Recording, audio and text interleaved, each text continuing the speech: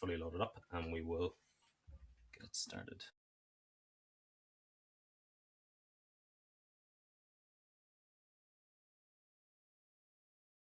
Okay, we should be almost ready to go. Perfect. Okay, guys, welcome to episode 5 of The Proof by Periti Digital. Delighted to welcome Emma Blackmore here today. Emma, Fractional CMO Extraordinaire. I know we go back a little bit from chatting over LinkedIn about all things go-to-market, marketing ops, the connection to revenue and all that good stuff. But for the guys who are listening to The Proof today and in the Periti ecosystem, how about you introduce yourself? Absolutely. Yeah, Dan, first and foremost, thank you so much for having me with you today. It's a real pleasure. When you sent me the topic for today's discussion, I thought, yep, big green tick. This is definitely up my stream. So a bit of color for your listeners. I'm a marketeer through and through. Been in the marketing space for over 15 years now. I've worked across agencies, startups, scale-ups, and some larger organizations as well. Now, the move into fractional work happened after COVID. I certainly didn't have this dream of becoming an entrepreneur by any means. I lost my job on day 3 of COVID and realized very quickly, as a number of businesses were making their marketing roles redundant, that they would still need marketing in some shape, way, or form. And consequently, at the time, I had a very interesting conversation with a COO based in the US who introduced me to the concept of fractional, not fractional marketing per se, but just fractional as a whole, where different types of workers within the blended workforce, so freelancers, consultants, interims, would all be coexisting in one space. And so I quickly adopted that terminology and turned it into Emma Blackmore Fractional Marketing. And here we are 6 months on. And I think at a time now where obviously we're seeing a huge AI revolution, we are probably going to be entering into an even deeper route of the portfolio career. But that is probably a discussion in and of itself. Absolutely, yeah. And in terms of the backstory, there is really interesting. That this was not really born out of an entrepreneurial drive, and at least initially, but kind of driven by necessity. So you've got let go from a job as a 3 days in. You mentioned was the time frame there, and due to the connections and the conversations you've turned that into what looks like, at least from the outside looking in, a really successful start to life in the fractional realm. When it comes to obviously the nature of what you do, working with multiple companies at once, as opposed to just one company at any one time, what's the general appeal there? What does that allow you to do as a kind of marketeer by trade that you wouldn't get to do with just one company? Yeah, absolutely. So if we just backtrack a little bit, Dan. So again, a bit of color for the listeners. So most of the businesses that I tend to work with sit in the B2B space. I work predominantly with early stage tech startups and SMEs, who are, again, early growth, but also scale up stage. So most of these businesses have reached a point where they've achieved product market fit, the revenue is growing, but the marketing has become very reactive. It's not proactive. So what I mean by that is they've hired specialists, agencies, or freelancers, perhaps in certain cases, but nobody really owns the overall strategy. Or perhaps in some cases, they have absolutely no marketing at all. And usually the founder is the CMO by default. So they really bring me in when they need someone to connect strategy and then execution, and of course, the commercial outcomes without committing to a full time executive. Now, to answer your question in terms of what does that actually enable me to do and how does it enable me to work, I think there are many touch points there, but one that is particularly interesting is that of pattern recognition. Because when you are straddling a lot of different types of businesses, you really have this wonderful, what I call helicopter view into quite a few different ways of working, and you start to spot patterns. So I know there are a number of fractional CMOs who will work within specific sectors or industries. I don't. I'm industry agnostic. because I do think there are a lot of parallels that can be drawn across the board. And when you start to see these patterns, you can apply the solutions to these different types of businesses. It might be a logistics business on one day, and it might be a fintech AI business in another. And on the pattern recognition piece, so the fact that you're industry agnostic, just to me, it sounds like you have a very, very strong grasp of the fundamentals behind what makes an effective marketing strategy in that sense. Just for the listeners who may not be, I suppose, aware, or if there's a founder listening who may find themselves stuck in this cycle of, activities that are not serving them, what are some of those patterns that you typically encounter in a company that seeks your services? Yeah, good question, Dan. I think because of the nature of the types of businesses I work with, again, early stage or sort of looking towards that scale up stage, I often see businesses working with a lot of tools and very little infrastructure. So businesses are quite reactive in what they do. So to provide some examples, there might be a CRM system in place, right? But the hygiene might be very poor, or they might have a marketing automation platform of some sort that isn't really doing its job, or the analytics tools and paid media are running, but nobody really trusts the data. So I come in and help really sort of not just clean these things up. In some cases, I'm actually implementing them from the get go. But I'd say a lot of those common gaps are perhaps no agreed definitions for leads or opportunities. What is a lead? What qualifies a lead in the first place? It might be really weak attribution. There might not be a documented customer journey. Very often, I come into businesses and there has been no customer research done to begin with. And sometimes it's a question of, oh, I thought that sat with product. Shouldn't it be sitting with marketing? Vice versa. So just finding a bit of an alignment on that as well. But again, I think ultimately it's about reporting that's focused on activity rather than outcomes is one of the big ones that I keep seeing, and it's changing that narrative. So I don't think, ironically, and perhaps I'm shooting myself a little bit in the foot when I say this, but I don't think most companies have a marketing problem. I think very often they have an operating system problem, if that makes sense. I hear you. It's definitely what we are kind of preaching to anyone we come into contact here at Periti. So I think a lot of our work we do is not necessarily the tactics or the nuts and bolts in terms of, say, configuring the likes of the HubSpot CRM platform, or getting data across into HubSpot. It's actually taking a step back, looking at the framework and the mechanism behind how they're running their day to day. So, be it their process, marketing to sales handoff, sales to service handoff, going right back up the chain. If you can get that right from a pure business process perspective, and then you bring the tools to support that. And as you said, you define, even, it sounds silly, but defining what is a lead. I'd say if you go into some companies and ask, define a lead, they'll have all these different definitions of the actions that somebody takes to qualify as an MQL, for example. So even getting that right means that people are singing off the same hymn sheet. Um, from the from the founder's perspective, I know the demographic of companies you work with.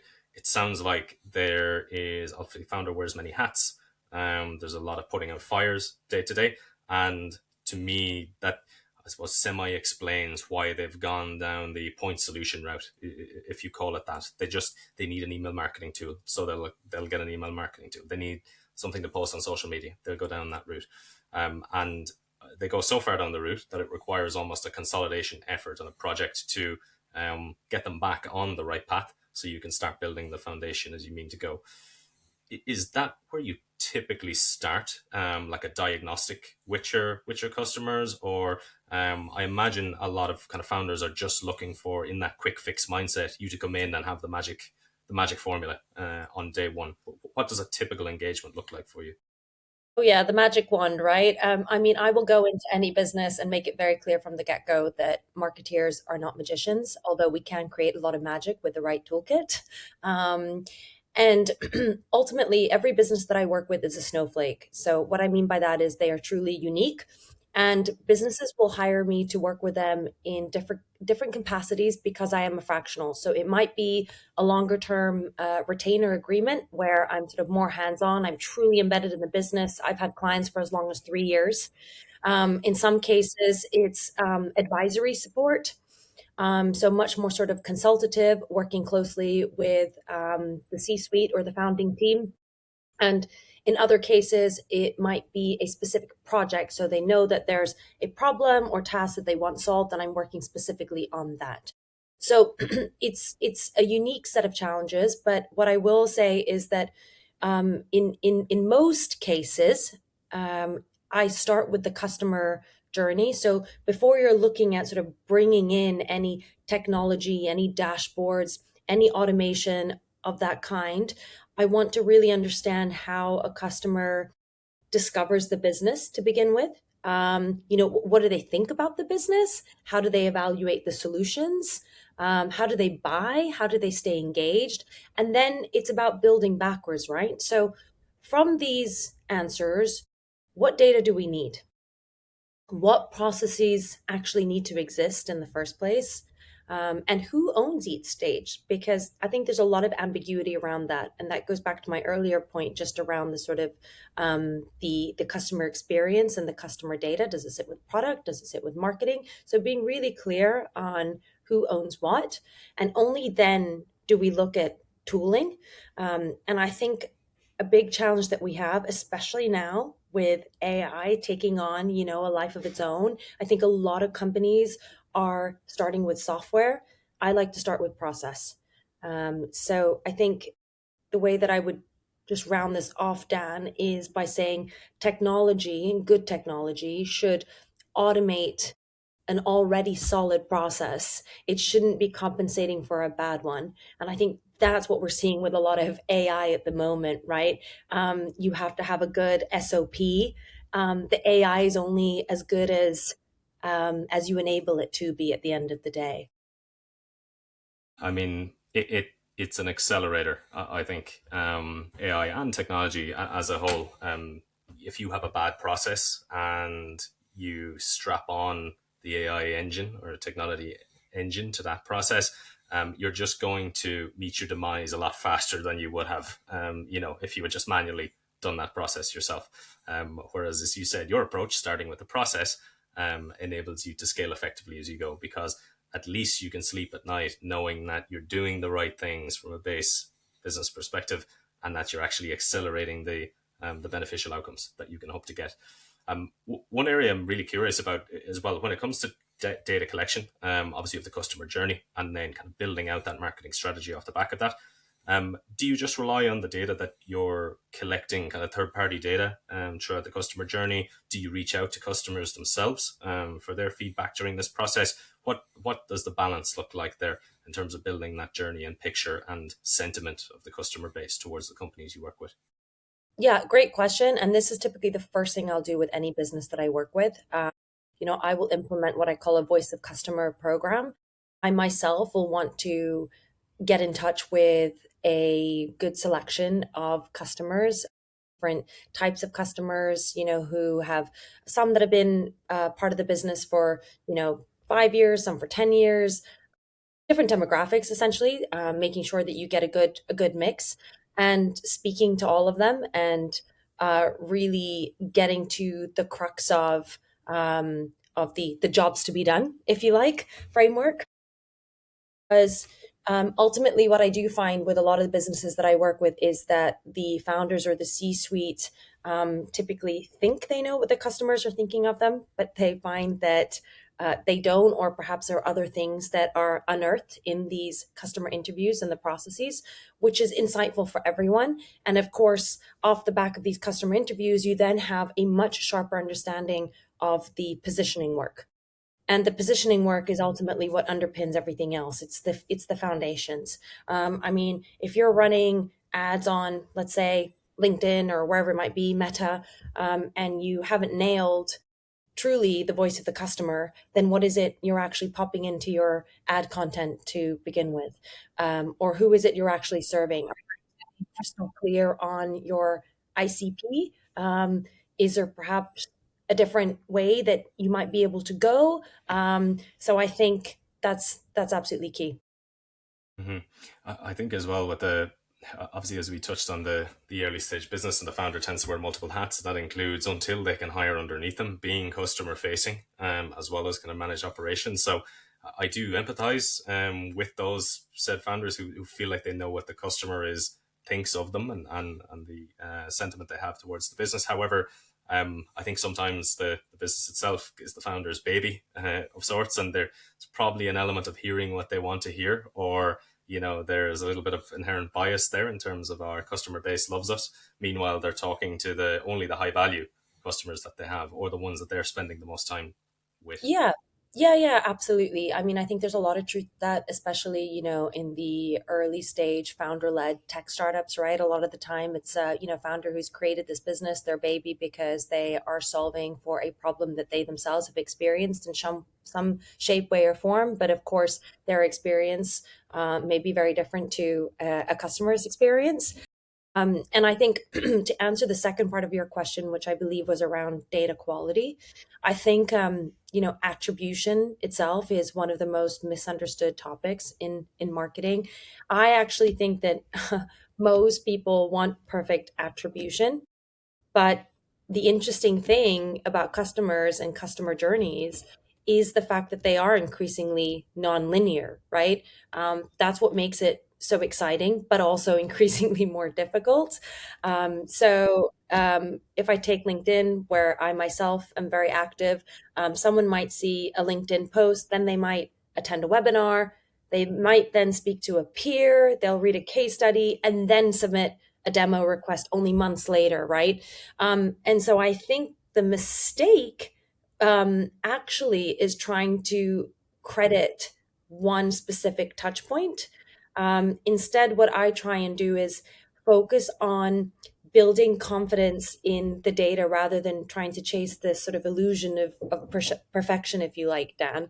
I just want enough visibility really to make better decisions. I think the bigger issue in my experience is often around data quality. So I'll come into a business and the CRM just isn't clean. And if that isn't clean, then really the attribution model doesn't matter. So again, I think bad data with a sophisticated reporting tool or mechanism is still just bad data at the end of the day. Yeah, and I think obviously starting as you mean to go on with that data foundation in place, but also getting some core actual proof points in terms of the touch points in the customer journey that your prospects are going on to really build that marketing strategy is key. I think when it comes to having an attitude of you'll never really achieve perfection, sounds like it would be useful here, because let's take lead scoring or something, for example.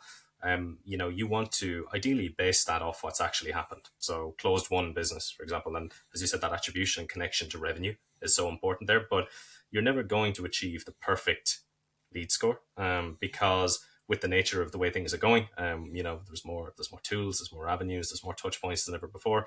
The goal that you have, I suppose, is just improvement over time, or expanding, or getting that little bit closer to perfection, knowing that you're never going to achieve it. Is that a difficult kind of line to straddle with your clients, in terms of those who expect you again to go back to the magic wand to fix all their problems overnight, versus kind of educating them on the fact that this isn't an exact science, and where we need this data to ensure that we're getting closer to where we need to go over time? Yeah, I think it's absolutely a tricky one. In fact, I just wrote a post about this on LinkedIn this morning. The title of it was last month the founder told me that marketing wasn't working. And so I stopped and asked them, well, what are you measuring? And the answer was leads, the volume of leads month on month. And so I think a big challenge with that is that a lot of B2Bs are essentially reporting on the wrong number to begin with. So it's about taking a step back. And in terms of leads, right, it's a number that can go up while the business is going absolutely nowhere, right? So you might have more, form fills, you might have more downloads, you might have more names in a spreadsheet, but none of it's actually tied to revenue. And most of it, I would add, is probably resented by a sales team that actually knows the difference. And I think the number that's harder um, to actually define, and one that actually matters, is the pipeline created, right? So it's pipeline that actually converts. And I think that's, it's about then understanding where the one deals genuinely came from. So it's not about the last click. um, it's about the real kind of origin story, right? So I think, again, this goes back to the point around the fact that, um, we're not magicians. Marketeers are not magicians. None of this, actually works without, funding marketing as a proper line. So that's sort of, the piece that I would that's what I would say on that.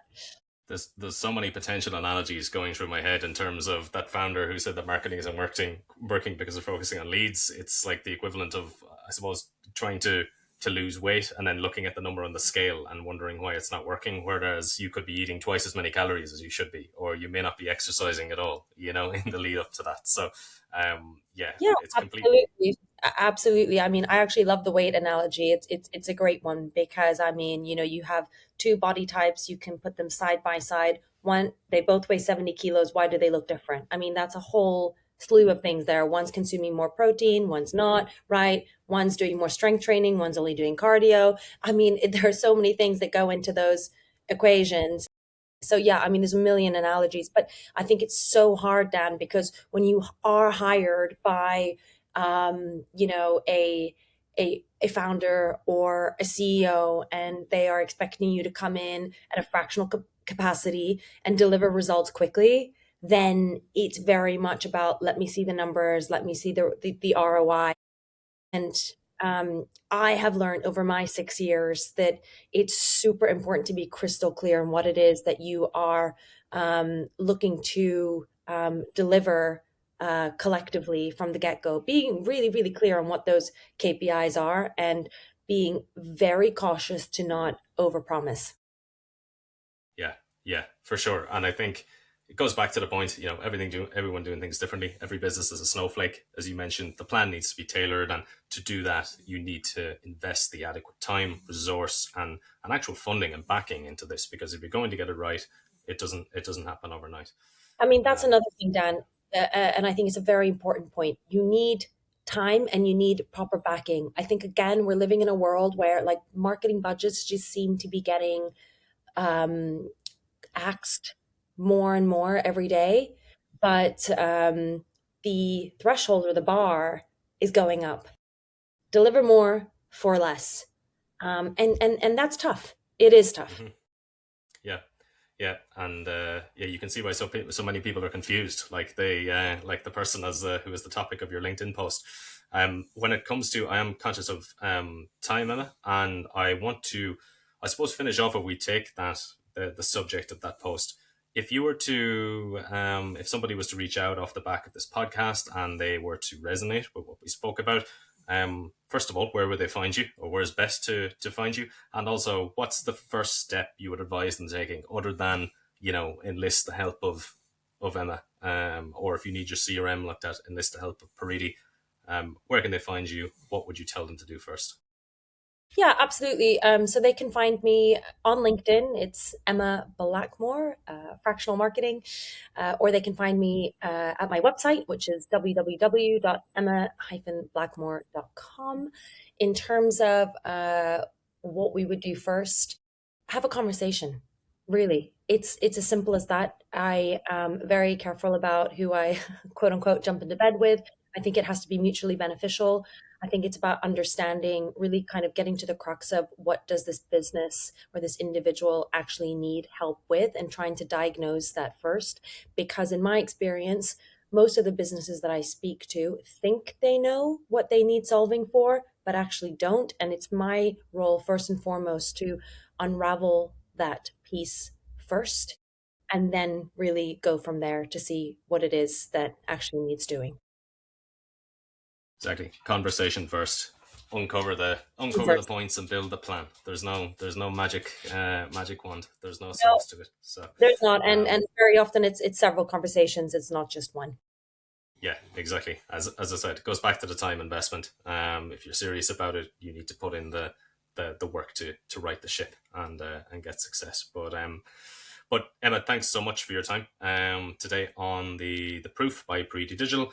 Guys, you've heard where you can find Emma. Reach out, say hello if you resonate with the conversation.